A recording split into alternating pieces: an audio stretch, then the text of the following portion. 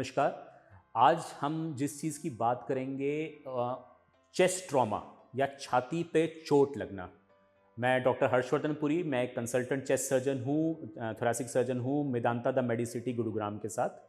तो chest trauma आजकल की भागती दौड़ती ज़िंदगी में हमने देखा है, क्योंकि इतनी गाड़ियाँ हो गई हैं, इतने हाईवेज़ हो गए हैं, तो रोड ट्रैफिक एक्सीडेंट्स, कुछ चोट लग जाना, ये बहुत कॉमन हो गया है। तो ये जो पेशेंट्स होते हैं रोड ट्रैफिक एक्सीडेंट के, सबसे नियरेस्ट हॉस्पिटल में इनको ले जाया गया है। पर मैंने ये देखा है कि चेस्ट ट्रॉमा का मैनेजमेंट बहुत ही मिसमैनेज तरीके से किया जाता है।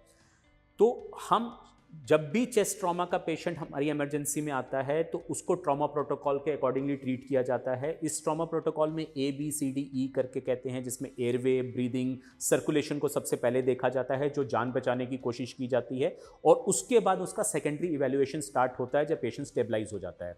सेकेंडरी इवैल्यूएशन में हम इनिशियली क्या करते हैं कि पेशेंट का देखते हैं कि उसको कोई न्यूमोथोरैक्स तो नहीं है, हीमोथोरैक्स तो नहीं है, और फटाफट उसकी छाती में ट्यूब डाल दी जाती है, जिससे एटलीस्ट वो हवा और पानी बाहर निकल सके। उसके बाद जब पेशेंट स्टेबलाइज हो जाता है तो एक हमारा प्रोटोकॉल ये रहता है कि पेशेंट का CT स्कैन कराया जाए, जिसमें मोस्टली जो इमरजेंसी वाले हैं वो सिर का CT स्कैन भी कराते हैं, छाती का भी कराते हैं और पेट का भी कराते हैं। तो छाती के CT स्कैन में देखा जाता है कि क्या उसकी कोई रिब्स तो नहीं टूटी हैं, कोई फेफड़े को कोई नुकसान तो नहीं पहुंचा है, और स्पाइन में कोई प्रॉब्लम तो नहीं है, और ये जो ब्रेस्ट बोन है ये तो नहीं टूटी है। अगर ये बोन्स मल्टीपल जगह से टूटी होती हैं तो फिर इसका मैनेजमेंट हमें करने के लिए पेशेंट को दिया जाता है। तो मेरे मैनेजमेंट क्या होता है कि अगर फेफड़े में हवा भर गई है या खून भर गया है तो सबसे पहले ट्यूब डालना, ट्यूब से उस हवा और खून को निकाल देना। और अगर रिब्स बहुत ज़्यादा टूटी हैं तो रिब्स अगर 3 से ज़्यादा टूटी हैं और फ्लेल सेगमेंट है या बहुत ज़्यादा प्रॉब्लम हो रही है पेशेंट को, उसकी वजह से सांस नहीं ले पा रहा है, वेंटिलेशन की ज़रूरत पड़ रही है, तो आजकल हमने लेटेस्ट अब क्या करना शुरू कर दिया है कि उन रिब्स को फिक्स करना शुरू कर दिया है प्लेट्स की मदद से, जिससे कि ड्रामेटिक रिकवरी होती है और पेशेंट बहुत जल्दी वेंटिलेटर से निकल जाता है। ऐसे ही दूसरी चीज़ इन पेशेंट्स में ये होती है कि इनको बहुत ज़्यादा पेन होता है, इतना पेन होता है कि ये सांस ही नहीं ले पाते।